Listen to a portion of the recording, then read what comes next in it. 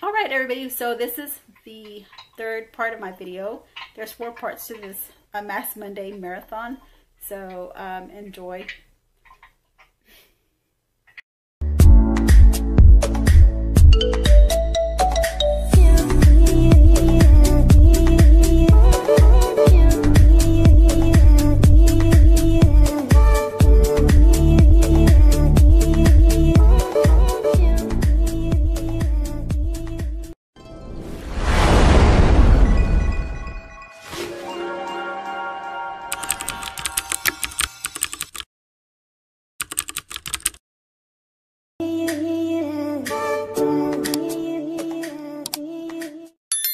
Have you ever been in any school plays? No, I've been in the choir.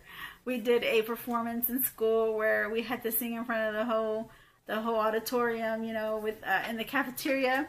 You know, your parents come and you have like this choir you sing, you know, with, and you're singing songs about the earth and how to save the earth. It was pretty neat. It was pretty cool, you know, but yeah, I had to participate in choir, and I remember that day. I will never forget that day because we had to wear a white blouse and black skirt, you know, for the girls.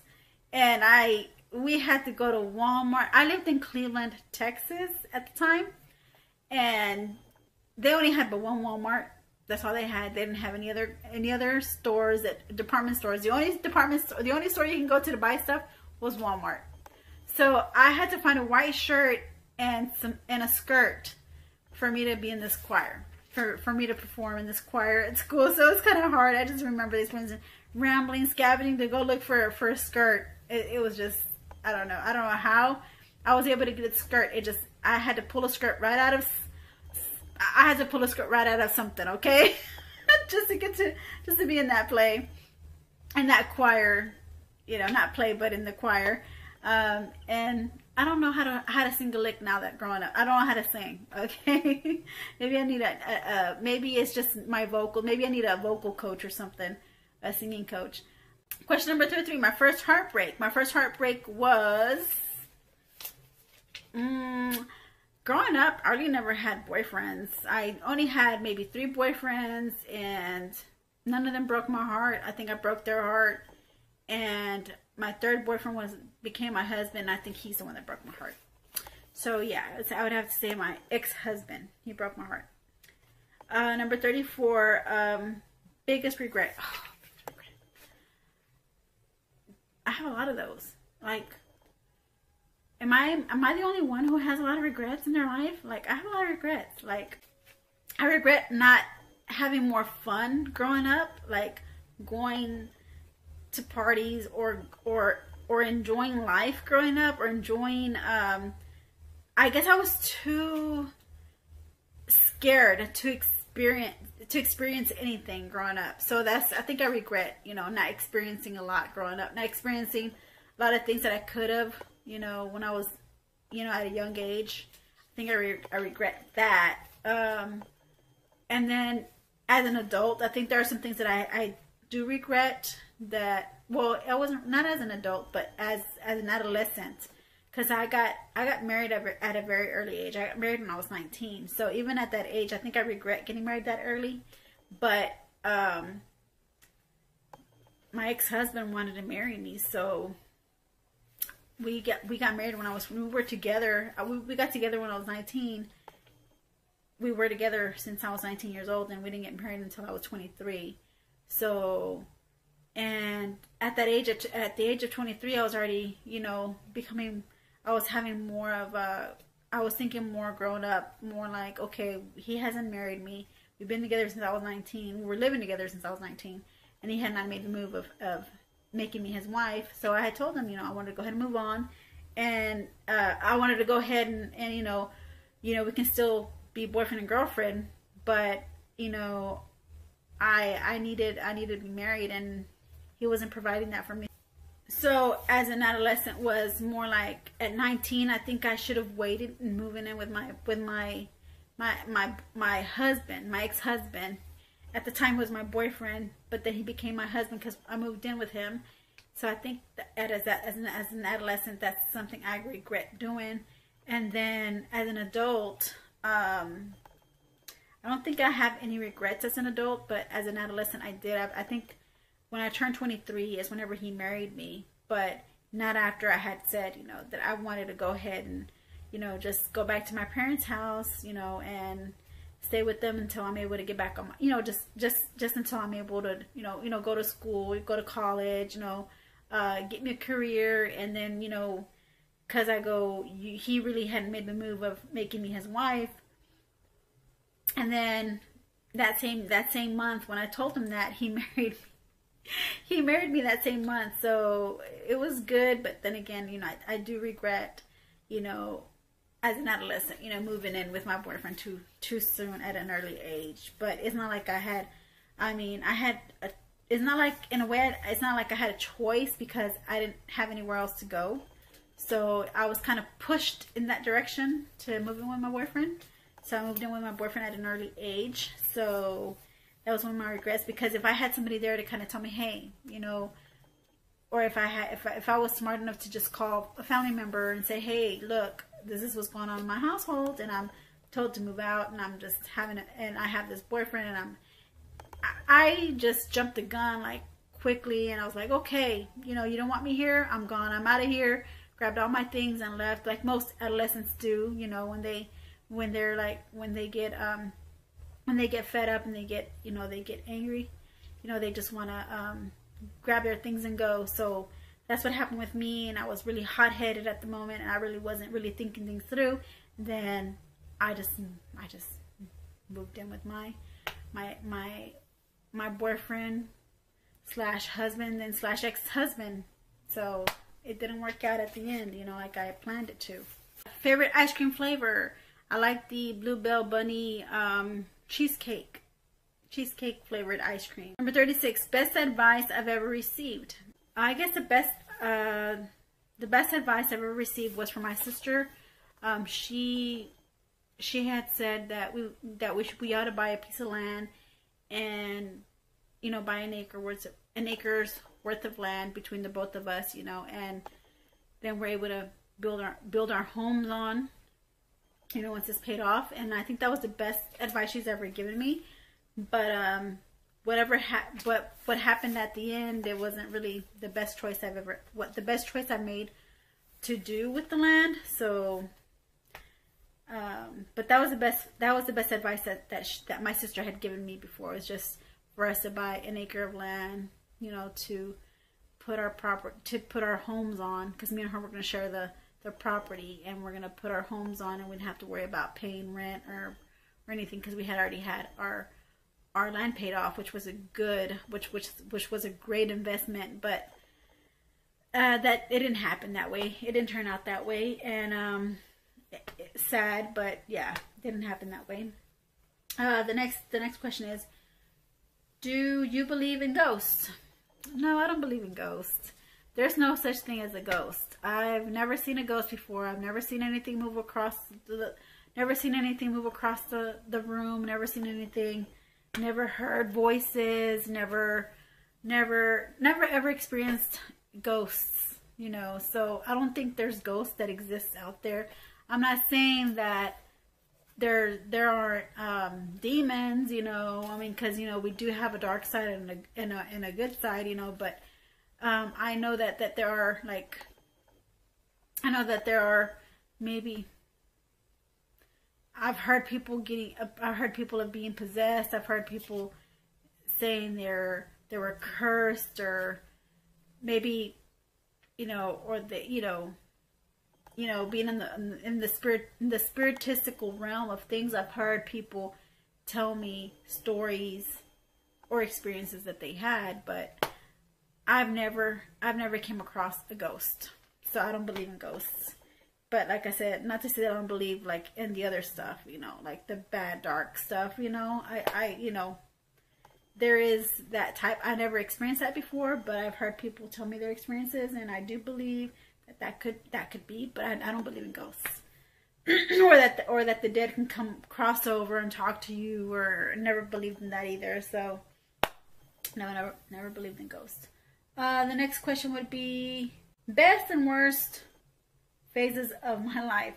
Okay, so the best phase of my life would have to be now, I guess, would be the best phase of my. I'm at my best phase of my life, I guess I should say now. And the worst phase of my life would have been my divorce. Number 29. Top 5 favorite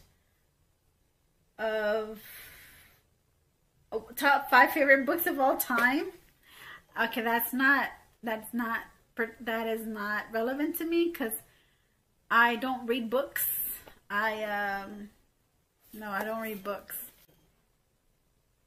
Don't judge me. I don't read books. I'm just not a book reader.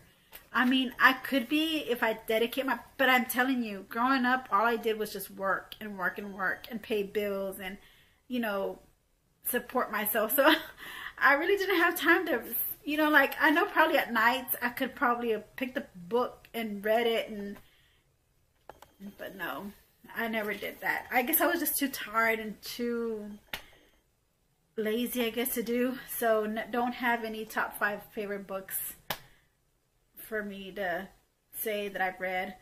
Number 40, something you got in trouble for as a kid. What have I not gotten in trouble for as a kid? I'm telling you, I was something else growing up. Okay, I guess I'll say one thing. I guess I should say, oh my goodness, 2 things. Oh my goodness, I'll tell you 2 things. Okay, one thing was, since I was the oldest, I could have stopped things that my siblings would be doing. Like, I had my brother, you know, running around the store and, you know, telling me, hey, there's money. You know how back in the day they used to have like candy.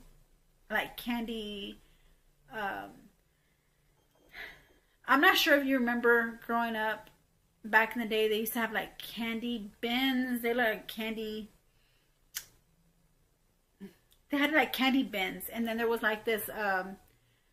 They had like this metal where you're able to put like 5 cents to get a sample of a candy if you wanted a sample of candy. It wasn't free. At first, it was free to sample candy, but at the time they had put up like a machine where you were to pay 5 cents in order for you to sample a candy. So that's what my brother had. I remember him telling me, "There's money coming out of that box right there. They haven't emptied it out. Look, that box had money in it." And they were just pennies. So I was like, I don't know. He was mischievous. I was mischievous. I was the most mischievous person that you can think of. But I think he was the most. But I was like part of it too. I was like, oh, money, you know. So yes, as a kid, I'd go and start shaking that little machine, shaking that box, you know, grabbing me one of those produce bags and putting all the pennies in there that I was able to get, and then running to my parents and stuff. All my siblings were doing the same thing, and instead of me just stopping it and telling them, hey, no, this is wrong, you're stealing, you know, I was like, yeah, get some more pennies. There's money coming out of the machine, you know. And so, my goodness gracious, I don't want you to think that I'm the type of person that if I was going to say, if I was the type of person, if there was like money coming out of an ATM machine, just flying out of the ATM machine, would you take it and run? But then I think there's a camera. They're able to see that you were taking the money. So now I've gotten a little wiser that, okay, there's cameras now. But when you're little, you don't think about cameras watching you. So the security guard caught us, you know, and we got scared because they were telling us we're gonna be sent to jail, you know, for stealing the money. And you know that feeling you get, you know, when I was a kid, you know, where your bottom, your tush, it starts to quiver.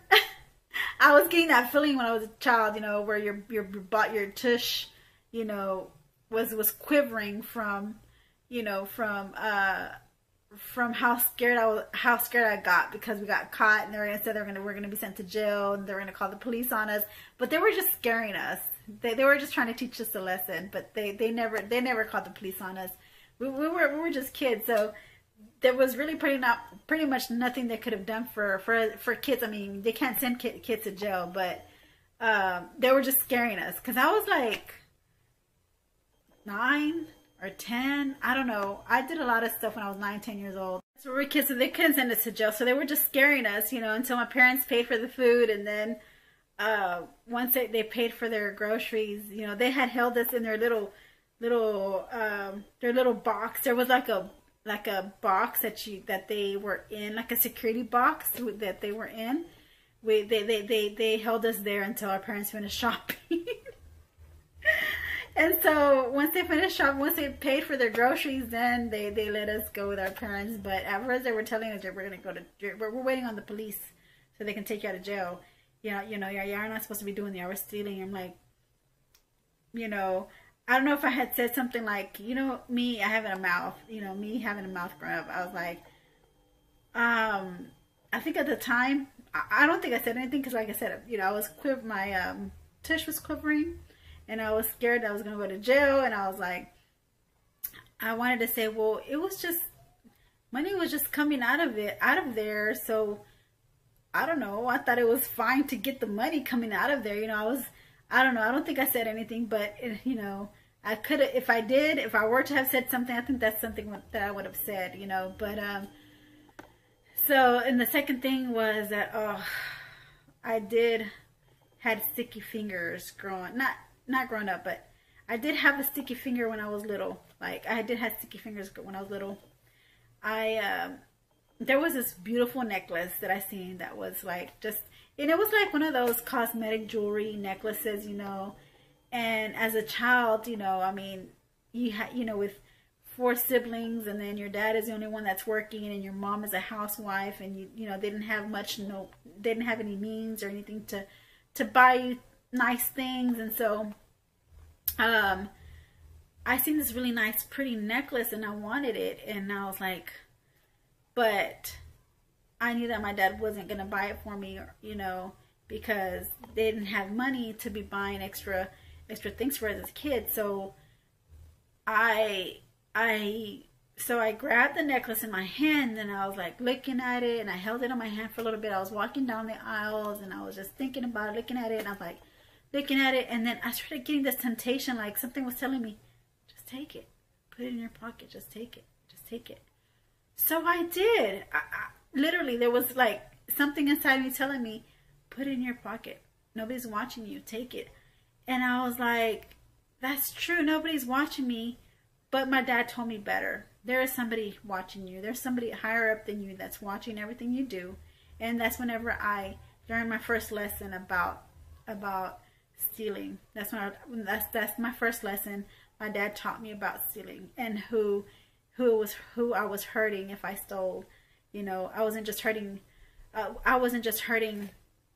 you know, people, but I was hurting God as well, because God said He doesn't like thieves, or He doesn't want thieves in His kingdom. So I know I'm getting a little, you know, little off topic there, but yeah, He was the first person who taught me about stealing. You know, that it was not right to steal.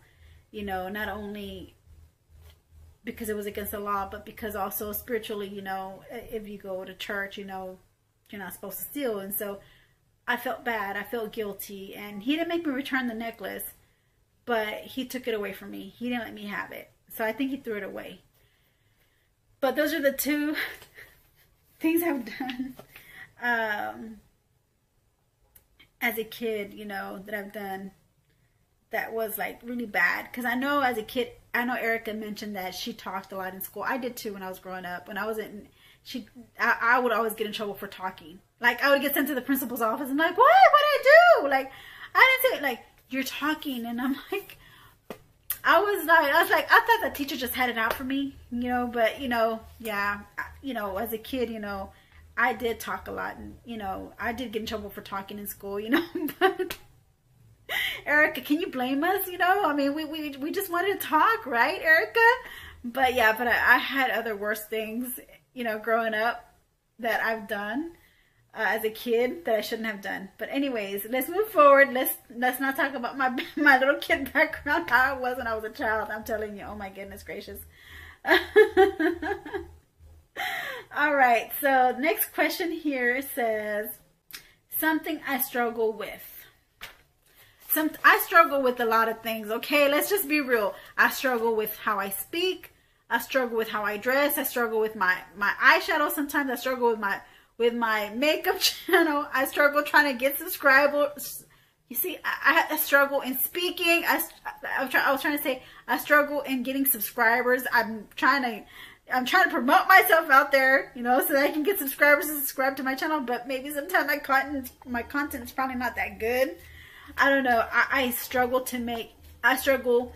in being a good friend. I struggle, you know, things that I think that are not, I don't think sometimes, and sometimes I may say things that, you know, not intentionally, but may say or do things that maybe some people might frown upon that, but I don't get it, or I don't comprehend that until later on. I'm like, oh, okay, now I see, you know, why, you know, somebody got offended, or why somebody got angry, or why somebody isn't talking to me, or, I mean, but you know what? I've learned to forgive.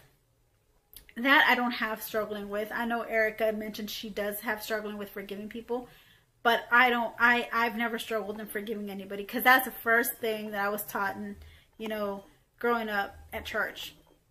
Also, not trying to preach or anything, but Jesus forgave those who trespassed you. Just as Jesus forgave you, you need to forgive those who trespassed you. So I've never had an issue with forgiving. So, like, if I offended anybody, or if they offended me, I've never struggled in forgiving anybody. But there's those who struggle in forgiving, like Erica.